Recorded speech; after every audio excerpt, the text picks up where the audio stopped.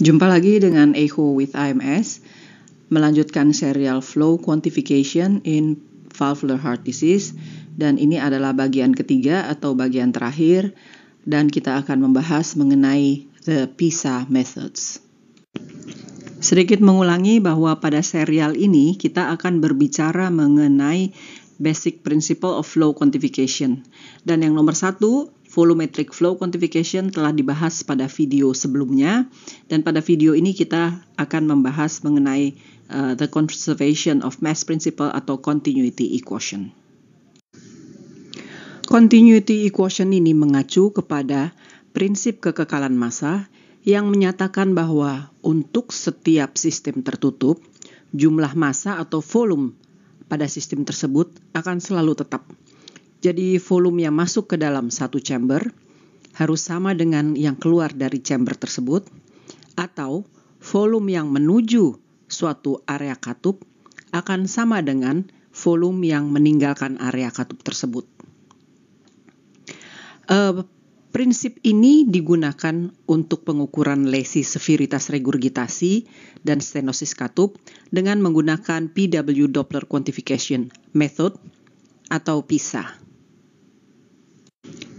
Kita akan membahas tentang metode PISA atau Proximal Isovelocity Surface Area mengacu pada hukum kekekalan massa atau continuity equation yang melalui suatu valve area atau orifisium. Kita ketahui bahwa aliran darah sebelum masuk suatu orifisium akan menghasilkan flow convergence seperti ini yang berbentuk setengah bola. Dan kemudian setelah melewati orifisium tersebut, kita akan melihat sebagai jet yang deras. Jadi karena Q1 sama dengan Q2, maka flow yang masuk ke dalam suatu orifisium akan sama dengan flow yang keluar dari orifisium tersebut. Dalam hal ini, Q1 adalah area permukaan setengah bola dikali kecepatan aliran darah menjelang masuk ke orifisium tersebut. Perlu diperhatikan bahwa kecepatan tersebut adalah sama di seluruh permukaan bola pada setiap layernya. Jadi layernya di sini, jadi layer biru, permukaan biru itu velocity-nya sama semua. Layer kuning, permukaannya sama semua. Layer merah juga sama semua. Dan ini adalah konsep di mana PISA diaplikasi. Proximal Isovelocity Surface Area. Dan kita ingat bahwa Q1 adalah cross-sectional area dikali velocity. Dan area di sini adalah area setengah bola dan ini adalah rumus setengah bola. Kemudian setelah melewati orifisium yang ingin kita ketahui berapa luasnya atau kita sebut juga effective orifice area, rumus Q2-nya adalah cross-sectional area, di sini yang ingin kita ketahui dikali velocity jet yang keluar dari area tersebut.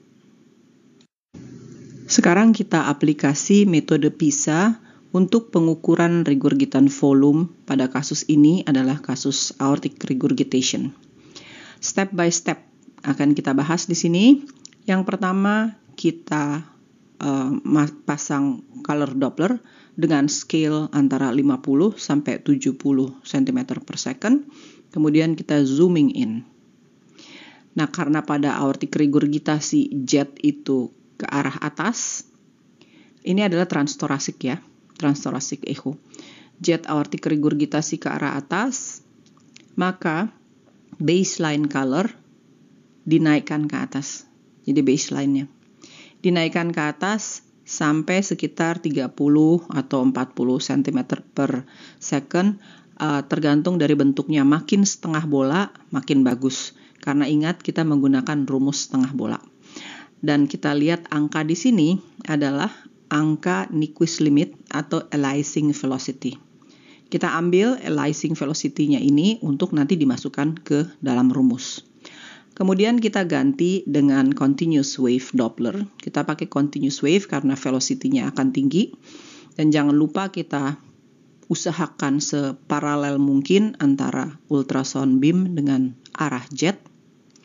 Kemudian kita lihat bagaimana Doppler signalnya. Ini untuk aortic regurgitasi, bentuknya seperti ini. Dan kita ambil peak diastolic signal. Ya, velocity-nya berapa? Ini 409 cm per square. Biasanya kita ubah menjadi meter. Dan kemudian kita masukkan data-datanya. Jangan lupa ya, ini 5 chamber view. Kita ambil ini rumus setengah permukaan setengah bola. 2VR kuadrat, R-nya tadi adalah 1,1, kita masukkan di sini.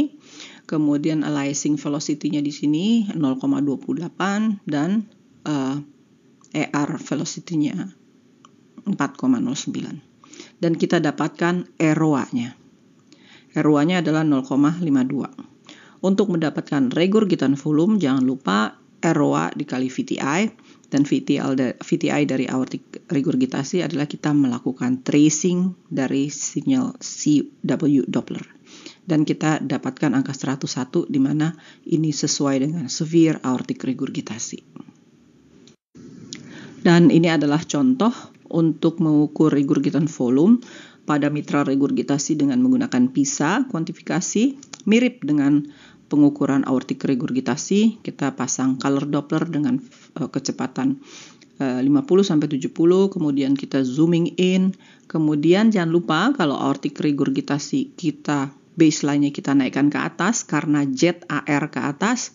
Tapi untuk mitral regurgitasi pada transthoracic echocardiografi 4 chamber view atau 3 chamber view, yang mana yang paling paralel, karena jetnya menjauhi probe, maka baseline-nya kita turunkan.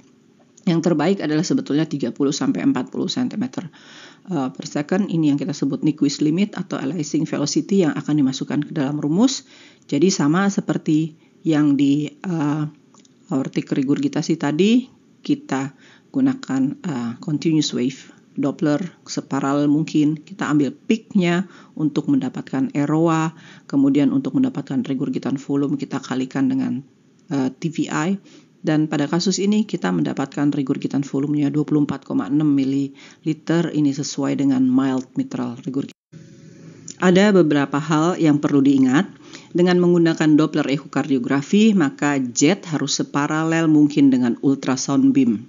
Kemudian bentuk dan radius PISA itu tidak konstan pada setiap bitnya.